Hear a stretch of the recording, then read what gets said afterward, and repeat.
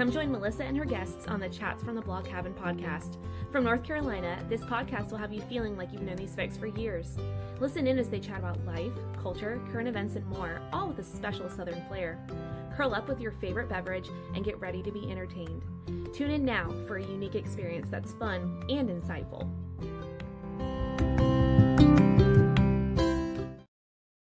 Hey y'all, welcome back to another episode of Chats from the Blog Cabin. You know, the show where I virtually invite people into the blog cabin to chat about life.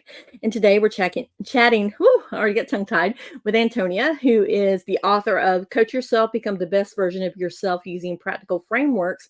But your story is a little bit unique, and the way that you also talk about coaching is at the age of 50, you were diagnosed with ADHD, which is like, wow, I cannot believe it went that long, because most people, they pick it up in childhood. So tell us a little about your story before we talk about your book and everything else.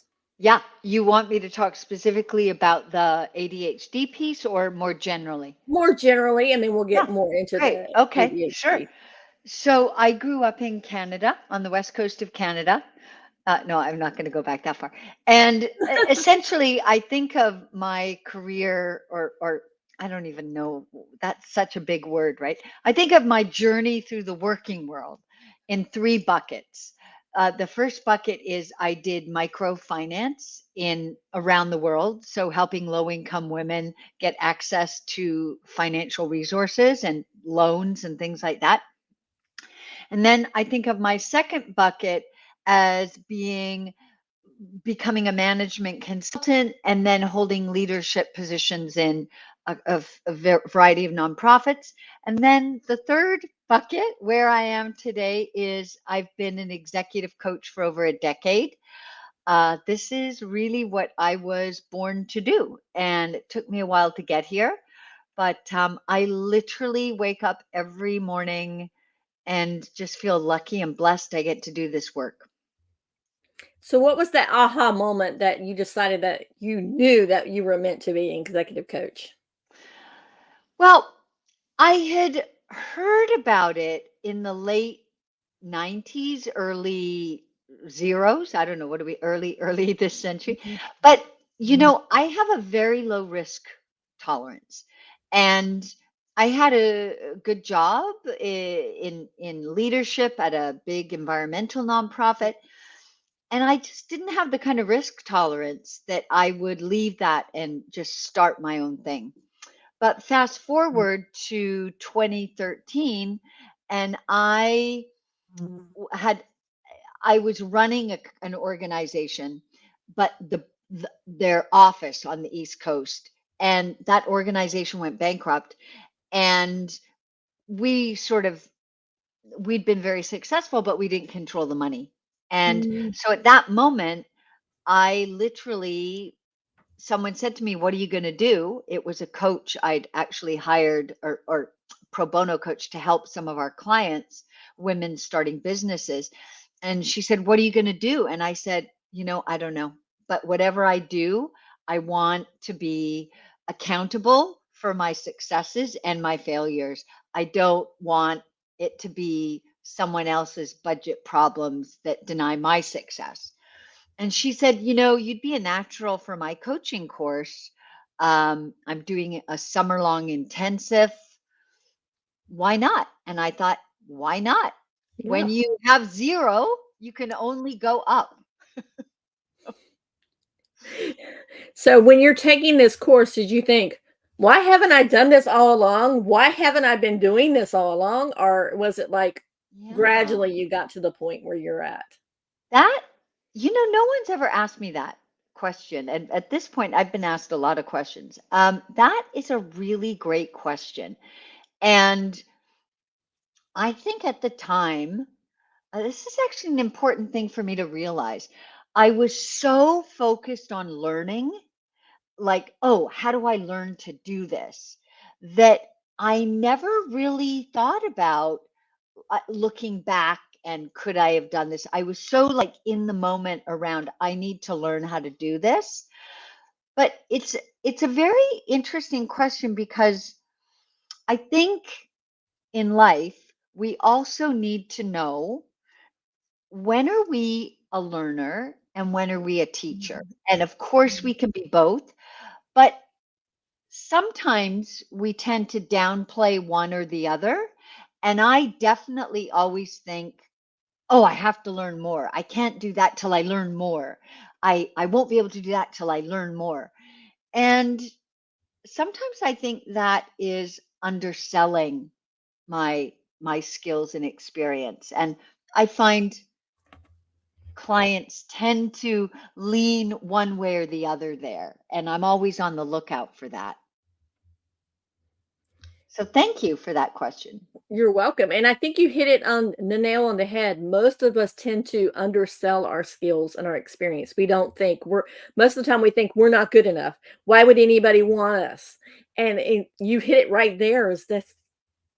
That's the major problem, I think, with a lot of our self-confidence and stuff today, is that we undersell ourselves. Yeah. And if you don't mind me saying, well, I'm sure you won't. I think that is more true of women than men. And I think it Mhm. is true of men too, but I think, there's this statistic. I feel like it's almost an urban myth at this point, but the research source was very valid, but I don't remember what it is. That when a man will apply for a job knowing 60% of the feeling they have Mhm. 60% of the qualifications. And you know what it is for a woman? 90. Wow. Yeah. So we really, I mean, that says it all, right? Just right there. We think we have to know it to do it. And men are like, I know some of it. I'll learn to do the rest. Yeah, that's so true. Now let's talk about the ADHD, because where does that play in? Because you said the age of 50 Yeah. you were diagnosed. I mean, Hmm. obviously that has to play in because you probably had problems like maybe in school, or not really being like there's always that joke where the dog is walking in the yard and it's like squirrel and it goes taking off. How did you get your brain to focus and work Yeah. around that diagnosis? Yeah. Yeah. So, first of all, I don't think anybody was diagnosed with ADHD when I was a child. Mm, I just don't even think it was like something, right? People just say, oh, she can't sit still. Like that was it, mhm. right? Yep. I'm sure my mother has ADHD. And you can imagine that no one even talked about mental health back then. But so I never thought about it. Nothing ever crossed my mind until my oldest son was starting high school and got diagnosed with ADHD. And I was just like, that sounds a lot like me, when we got the test results. And then that it took me a couple more years to actually get the diagnosis. But, I like to describe it this way. Like I did very well academically. I created, in my words, a lot of scaffolding, right? And Mhm. I would say probably I put in 3 times more effort than other kids that got Mhm. good marks like I did. I put in so much work because I just couldn't figure out how to do enough. I couldn't figure out how to prioritize. I couldn't figure out I had no ability to be strategic. I Mhm. had to do it all in order to cover every base. And so I like to talk about it as when you get a diagnosis of ADHD, there is what I would call the profound piece of that and the practical. And the practical being, how do initiate Mhm. tasks, reduce impulsiveness, maintain focus, retain learning, blah, blah, blah, right?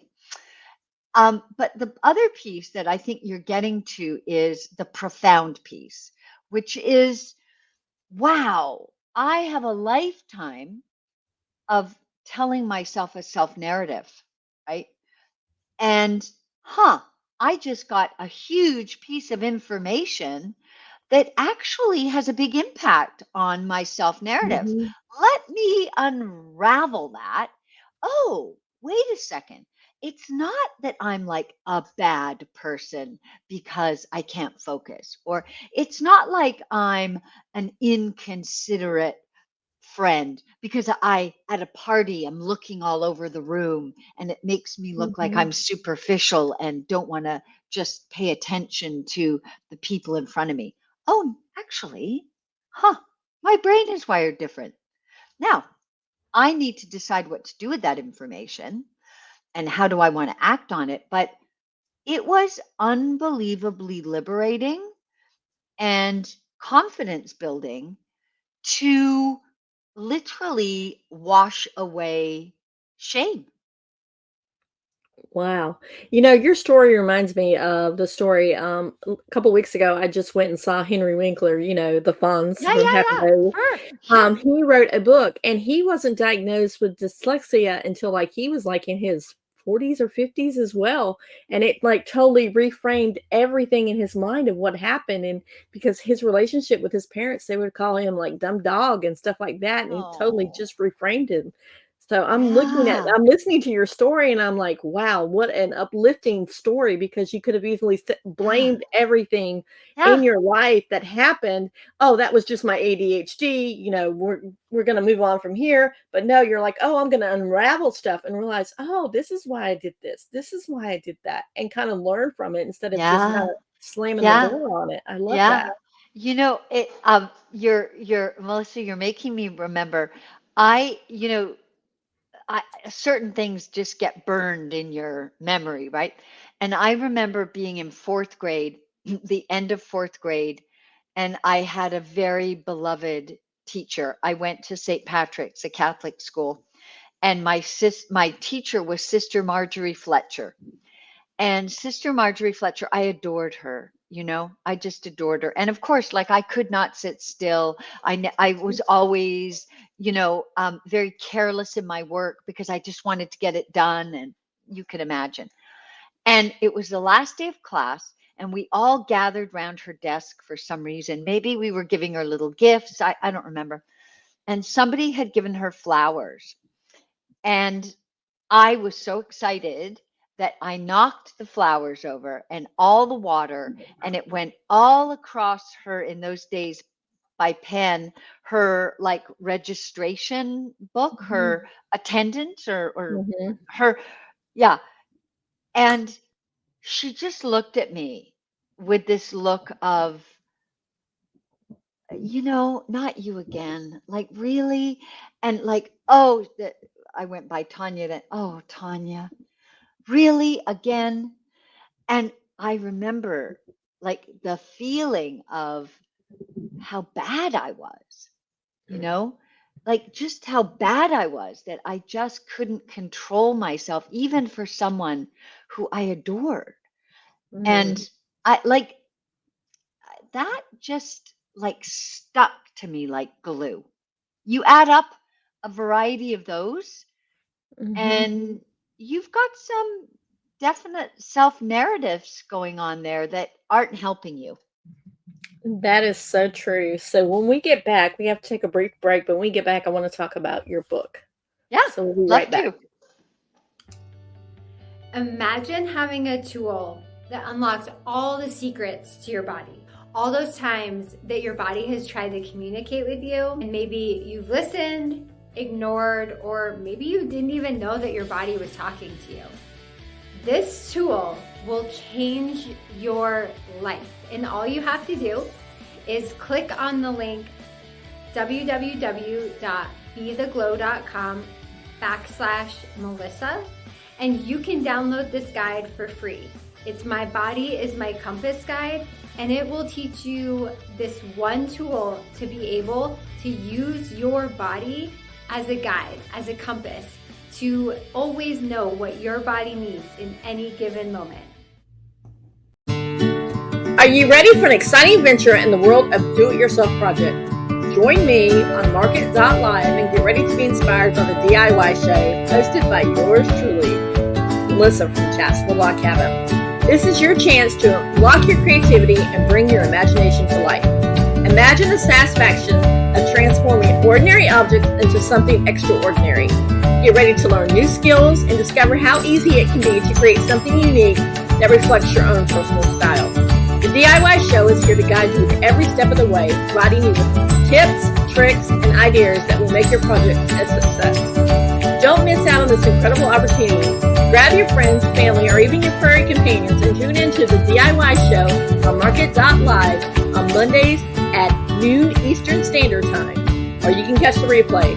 Together, let's unleash our inner artist and embark on a journey filled with joy, inspiration, and endless possibilities. Get ready for a show like no other, where creativity knows no bounds. See you there! And we are back chatting with Antonia, about your Coach Yourself, your book. And why did you want to write this book? Yeah. Well, the short answer is I wasn't planning to write a book. I wrote a fair amount online, articles, and then a publisher, Wiley, contacted me and said, "Oh, we think we'd like you to give us a book proposal." And so I did. And I chose this. And funny enough, I think this is really relevant for everyone listening or watching. We all have a book in us, right? We all do. Now, it's a different question if anyone wants to read it, but we have one. We all have a book to write. And this was mine in a way, because what I did is I said, okay, I've been a coach for 10 years. I probably used 10 frameworks, 12 frameworks over and over and over again when I coach people. Well, executive coaching is pretty expensive, pretty elitist in a way. How do we democratize it? How do we create, a DIY? I was just looking at your crafts, the advertisement, DIY coaching manual. This is it, because these are the frameworks I use over and over, and I wrote them up in a way and served them up in a way that an individual who cares about their own personal and professional development can really easily access them and put them to use. So that's where the book comes from. And I say we all have a book in us because my next book will be about ADHD, and it will involve a lot more research. This was literally, like we all have a life story or a lived, journey. It wasn't okay. It took discipline to put it down, but it was pretty straightforward. That's it. So Thank you. what did you think when you got that, when somebody your publisher Wiley contacted you and said, "We want you to write a book"? What did you think? I know there was probably a lot of inner conflict in your brain, like, "Oh, you're not going to do it. Why would anybody want to read this?" Or what, probably something like that, because you already said you struggle with that a little bit. Yeah. So Yeah. what did you how did it feel when somebody contacted you and said, "Write a book"? Yeah. Yeah. So I was honored, right? Like I was shocked and honored. And then I did something that is not very usual for me. I actually did a fair amount of research, and I looked at going, and writing this book with Wiley as a publisher. I looked at self-publishing it. I looked at not writing a book, but doing something else. And that I normally make my decisions based on pure intuition, but it felt really good to sort of look at the options and say, okay, maybe if I was 30, I wouldn't write this book, because the way people consume information is very different.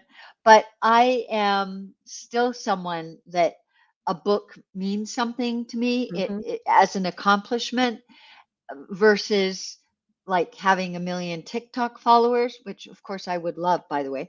But it meant something to me. It felt really tangible, and I'm very, very proud of doing it. Oh, thank you.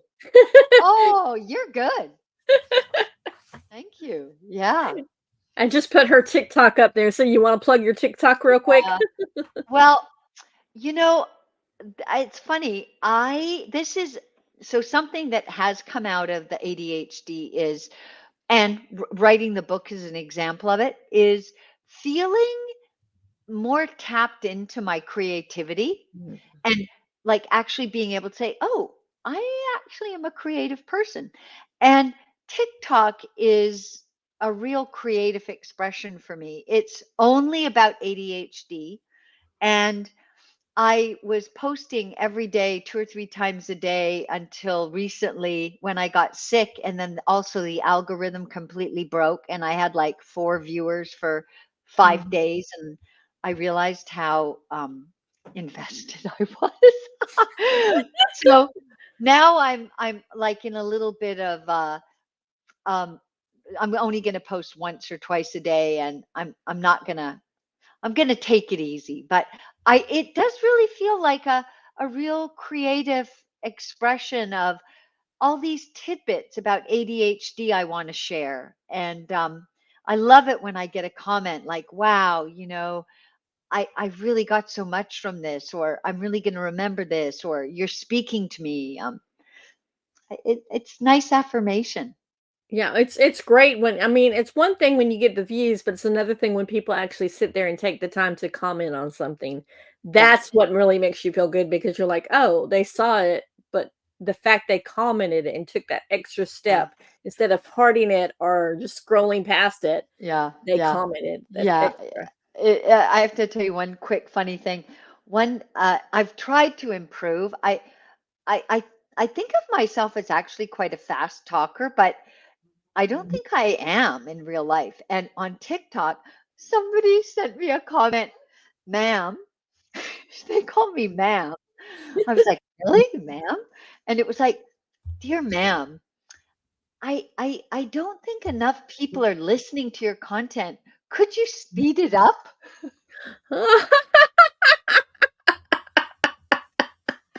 So there you were self-conscious about talking fast, so you slowed it down, you like, in your brain, you're like, "I have to talk slower so people can understand me," when in fact, people were, like, saying, "Speed it up."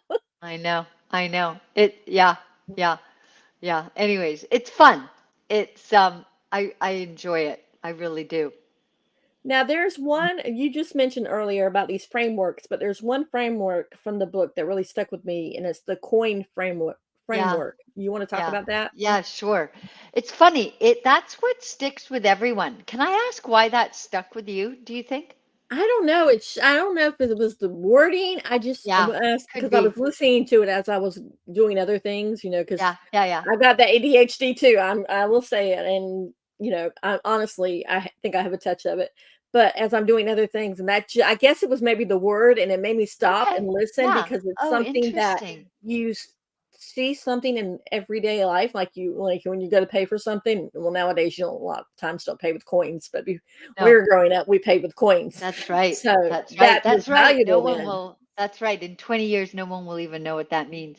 Um, so yeah, that is a really terrific communication framework. And it's almost more like a checklist. And I literally think I introduce it into every single executive coaching engagement I have because what it's really about is how do you have a critical conversation?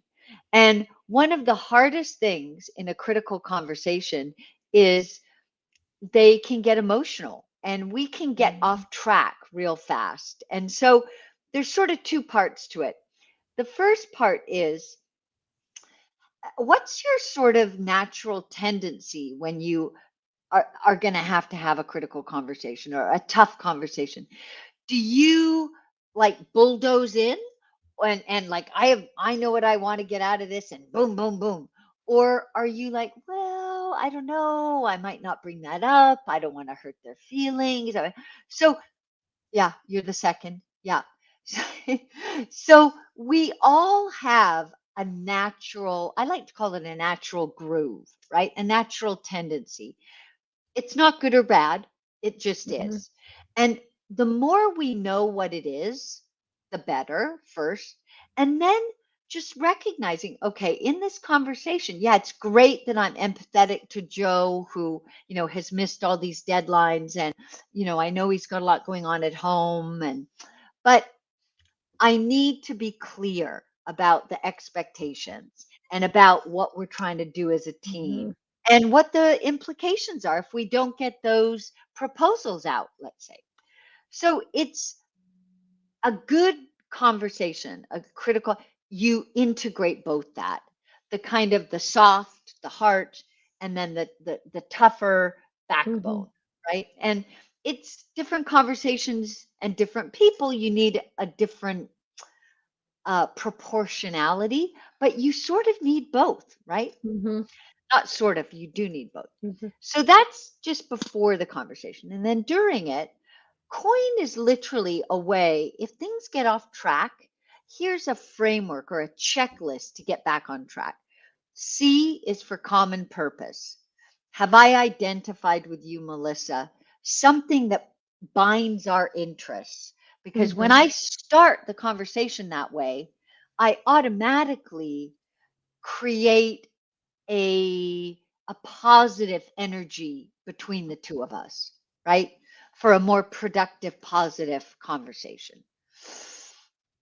Second is observation. So I'm not going to make hypotheses about you or talk about what I think you're doing or your motivations. I'm just going to say, hey, Melissa, we both really care about this team being successful because we all want those bonuses at the end Mm-hmm. of the year, right? Okay, common purpose. Um, Melissa, you know, 3 of the 4 customer proposal deadlines have been missed. You know that, right? That's an observation. I'm Mm-hmm. not saying why you did it. I'm not trying to predict or hypothesize about why. I'm just stating the facts. And then we start what I like to call like the dance of inquiry. That's where I ask open-ended questions. That's where I listen to your responses. Now, I know the end of this conversation, so after the inquiry is next steps, that we need to land somewhere concrete. That may be Melissa. So based on our conversation, it sounds like there's 3 things you're going to try to do differently Mm-hmm. in order to make your deadlines. Or in a more complex conversation, it might be, okay, Melissa, we didn't finish this, and I see there's some things you're still processing about what I said. Let's meet again on Monday at noon and continue this conversation. That's the next step. It's concrete. I can measure Mm-hmm. it, I can see it. But the bulk of it is in the I, is in this back and forth inquiry where you're listening well, where you're asking questions, but you're not letting go of your backbone either, right? Mm-hmm. So what happens if the person is not listening that you're having trying to do this coin framework with, and they're not listening to you, and you're saying something, and the very next thing out of their mouth is like, well, you're going to have to do it, and you had already said you're not comfortable doing it, and they're going, and it's not even work, it may be something personal that you're not comfortable doing it, but they're not listening to you. What's the Right. next step So after what do that? you do? Yeah, great. Right. And that's very realistic, right? So I think a tool that is always very helpful in a conversation like that is, so what I'm hearing you say, so repeating back. So what I'm hearing you say is this, or at different points saying, okay, let's just summarize where we're at in the conversation and make sure we're both on the same page so that there's a kind of tracking of where the conversation's going, because we want to make sure we're both hearing the same thing, right?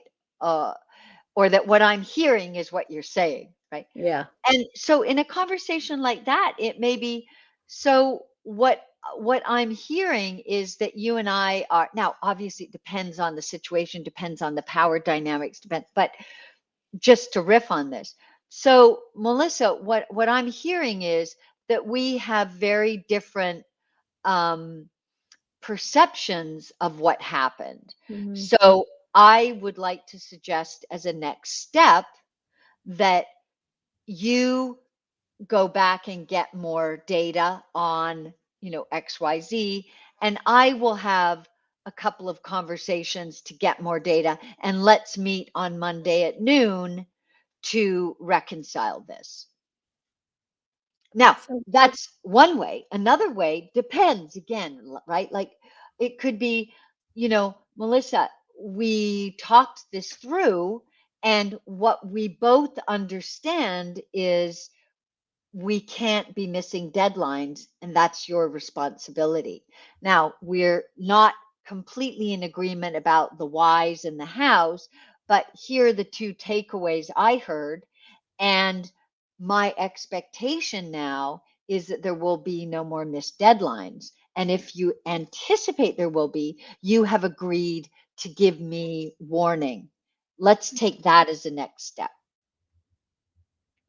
that's such a great thing. The open-ended questions, the coin framework.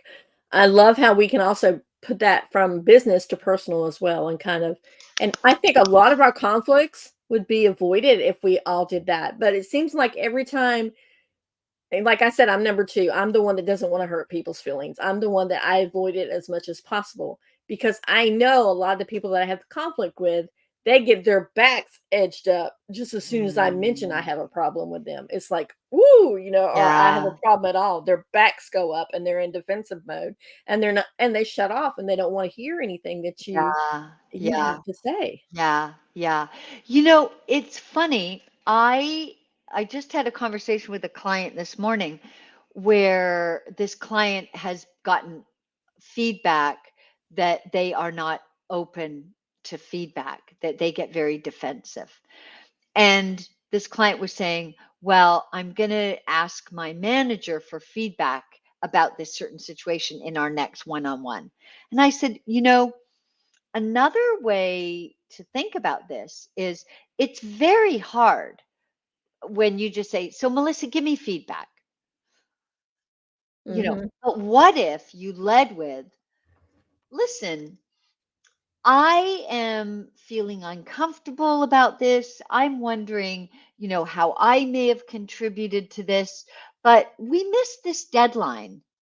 And I feel like maybe I should have asked for more updates on the progress, but I wanted to ask you, how do you think it went? And and do you have any thoughts for me or thoughts about your own performance?" That softens it a lot, right? Yes. Because you're bringing yourself in. You're saying, "Oh, I'm making myself vulnerable to your feedback to me. I'm already stating I might not have been perfect." So, like all these things are happening, and that person, their cortisol is just, Hmm. whereas if you go in and say, "Yeah, all right, listen, these deadlines were missed, and I'd like you to tell me why." I'm, Yeah. I know you would never talk that way, but immediately, like even I can feel my body, what that does in my body, right? Yep. That's so true. Another thing, there's a quote that you actually wrote, and I actually highlighted it because it really stuck out for me. It says, "Bear in mind that new responses focus on being an actor and do not guarantee new outcomes. The focus is on acting in line with your integrity and growing towards your goals," meaning that even though you might change the other person, the outcomes may be the same, even Mm. though you've changed inside. Let's talk about that. Yeah, thanks. Boy, you did a careful read. Thanks. That's really important what you just said. So I'll give you an example. I just had a client who works is gravitates towards working in startups. It's just like where their passion is. And this person knows they could make a lot more money if they'd kept on their sales career. Um, the only way they would make that kind of money that they were making in sales in the startup world is if they, hit the startup jackpot, right? Hmm. And it grew and got acquired and all that. And So as you probably know, like when you start working for startups, there's no guarantee what the outcome is, right? So what's important for my client is her mindset. Mm-hmm. Her mindset, she needs to really feel her agency and her power. I'm here in this startup because I love to be here. I love this Mm-hmm. work. I love the energy. I love the learning. I'm okay with the discomfort. And we probably won't hit the jackpot because statistically not that many do, but that's okay. I can't Mm-hmm. control that. But I do control that I know the right positive reasons why I'm doing this work and what I get out of it. And that ladders up to my values and Mm-hmm. who I want to be and how I want to be recognized and walk through this world. And you just hit it, values. I don't know if you know the backstory of Chats in the Blog Cabin. I was actually in a um, challenge with a mindset coach who's been on several times, and she challenged us to go live and talk about our values. And of course, I was not one of these people that wanted to be in front of the camera. I like to be behind the camera. I never shot myself anytime, anywhere. It's just this actually came out around COVID time. And I was like, okay, fine. But I'm going to go on live and talk about my values. And I'm pulling somebody up here because I'm not going to go on just to talk for me being talking because it would so distract me. And I'd be so self conscious about it. So I had a friend come on and we talked about one of my core values, which is relationships. And it Chats in the Blog Cabin and started from that point on. That's such a beautiful story. So do you know what your like top values are? Relationships, faith, Mm, um, seeing my own potential because I think I mm, tend to yeah, I tend to not I underestimate myself a lot, and I put mm. myself in a box that I was put in when I was little instead of breaking out. I broke out of the box, and then I put myself back in the box, and then I break out of the box, and something somebody can say can put me right back in that box, or the hamster wheel, I should say. Yeah. Yeah, that's beautiful. Mine are not in any order.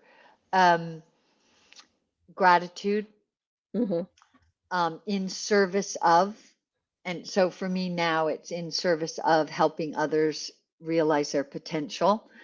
Um, I used to say positivity, but now I say possibility. I changed that. mm, So gratitude, oh, learning mindset slash curiosity. mhm, I mush those two together. And I think that's four, right? My other one is productivity. But oh, my book's over there. I might change productivity to creativity. yeah, because the TikTok. Yeah, I might because yeah, I'm I'm mulling that one over. So I do think values change, but like I see what's up on your wall. That is a beautiful artifact of a core value. You Mhm. know, I like to talk about how do we activate our values both for the long term but also daily. Let's talk about it then. How do we Let's activate talk. them?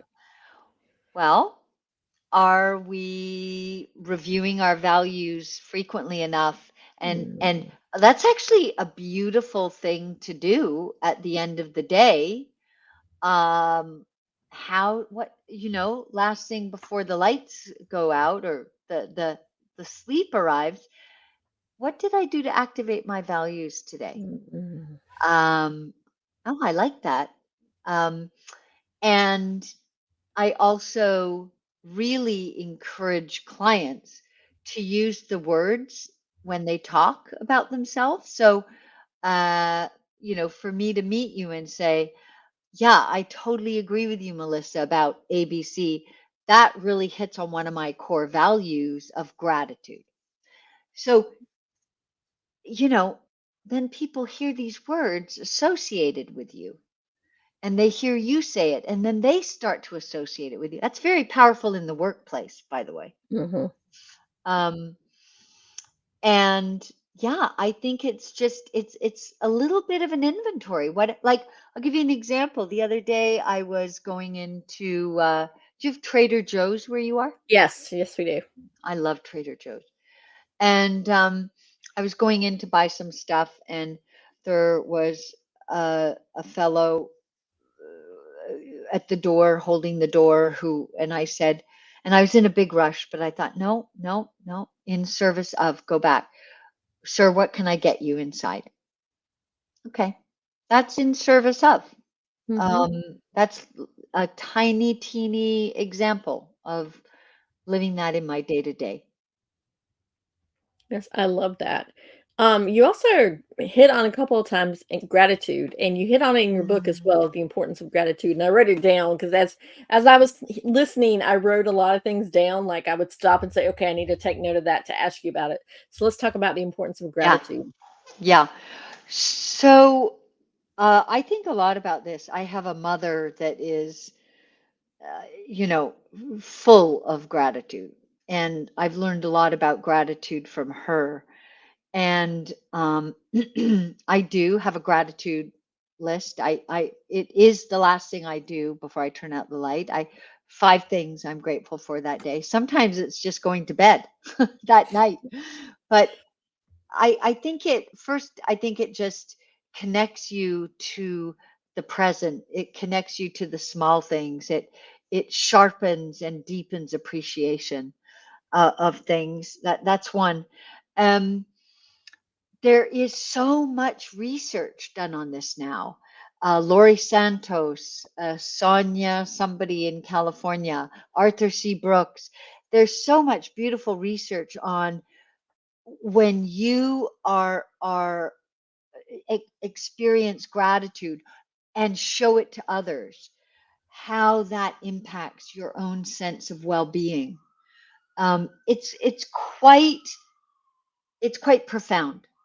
And um, you know, I have so much, and yet I do truly think I am very grateful for what I have, and I think that is like a tool you need to keep sharpening, or maybe there's a different analogy there.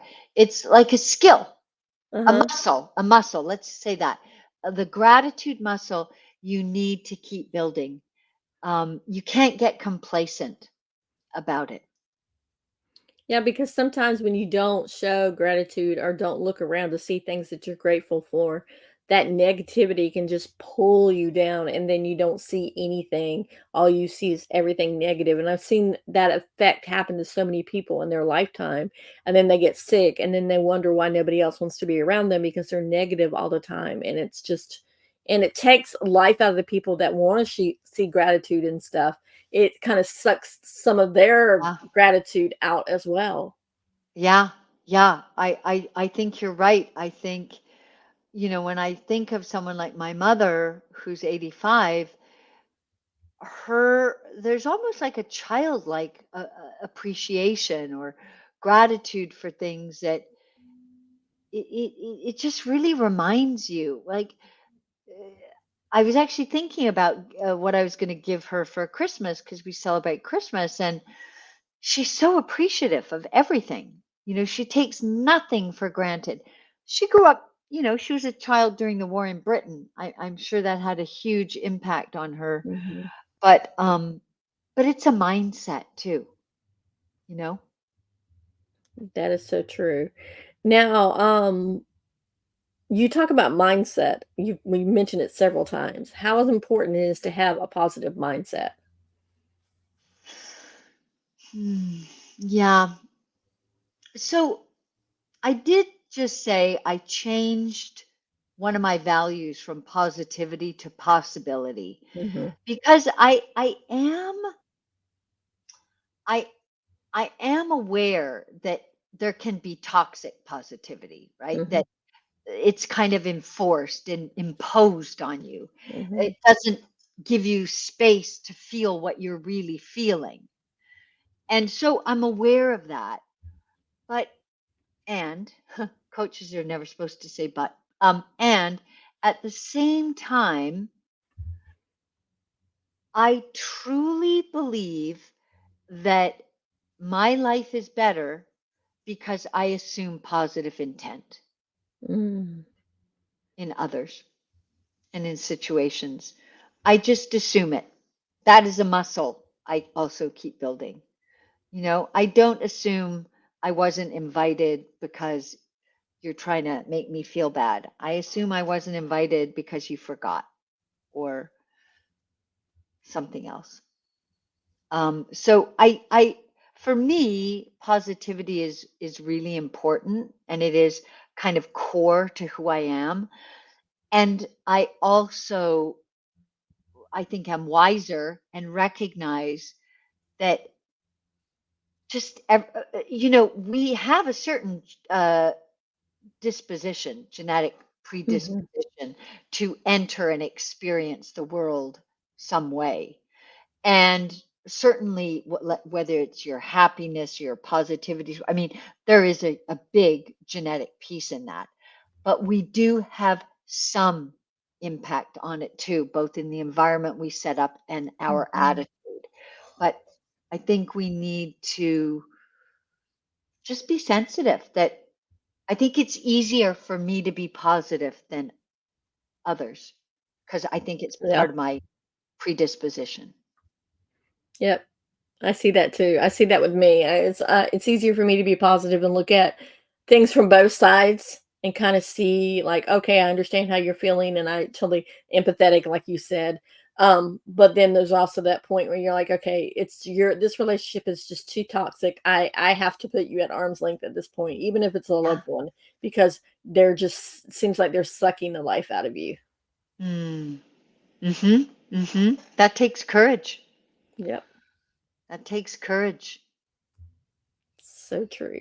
Now, our time is almost up. Before we talk about where people can find you at, because I've got all your links and we're going to throw them all up as you talk Thank you about so them. much. Very But kind of you. is there one last little nugget that you want to, if nobody got anything out of anything else, or maybe something that you haven't shared that you feel like Mm. you're supposed to share now, that Mhm. you want to leave us with? Yeah. I I I I think I want to say to everyone out there, I think the most important thing is you are enough. Period. Whatever you do to be better, do better. That's terrific. Of course, my entire career now is about moving forward and improvement and all that.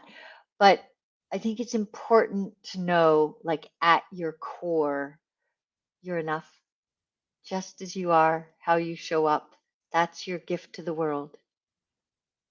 And that's such an important thing to remember because I know I personally struggle with that. So I think that's very important for I know a lot of listeners struggle with that as well. So now Mm. we're on to where can people find you at? Yeah. So you have showing on the screen right now my website. Not the easiest to remember, but AB, so for Antonia Bowring, hyphen strategies, IES.com. LinkedIn is just my name, Antonia Bowring. And TikTok, you very kindly shared Antonia Bowring 963. And yeah, Instagram, I'm not so much on. I think that's about it, right? And then the book, you very kindly put up the Amazon, Coach Yourself, easy to find on Amazon if you know my name as well. And if you buy it, I bow to you. And if you write a review after you buy it, I bow to you doubly. I love that. Bow to you doubly. And I have yet to write a review because I just finished it yesterday and I was like, okay, I need to write the review. So I got myself a I note. That's on my list of things to do right now. Yeah, I appreciate it. It takes a village, and it's a great learning of, you know, what the individual thinks, it's not so important if I do this or that. But collectively, when individuals mobilize, wow, it takes a village. So thank you. Yep. And thank you for coming on. And guys, I will put in the show notes all where you can find Antonia as well as her book. And I will tell you, this book is great, especially if you're an audio person, because I like to listen to books while I'm doing other things because Yeah, you know yeah, the ADHD brain doesn't want to sit yeah, still and yeah, do a book. yeah. Nope, nope. Um, Plus, it allows me to be able to interview authors like you that come on because I want you to feel heard, and I feel like if I come in and interview you and I haven't read your book, then what was the whole purpose for? Well, Correct? I really, the questions you asked, and particularly that one about like agency, yeah, that meant a lot. Yeah, thank you. So, like I said, guys, I'll put everything in the show notes where you can find her. And Antonio, thank you again for coming on and for sharing. And we did not even hit on the ADHD. I wanted to hit on it. That was what I had talking points, but it just went off on another tangent. So I would love for you to come back on I and would love talk that. about how you maneuvered ADHD for people that may be struggling with this as well. I would love that anytime. All right, guys, we will see you on the next chat from the Blog Cabin. Bye. Bye.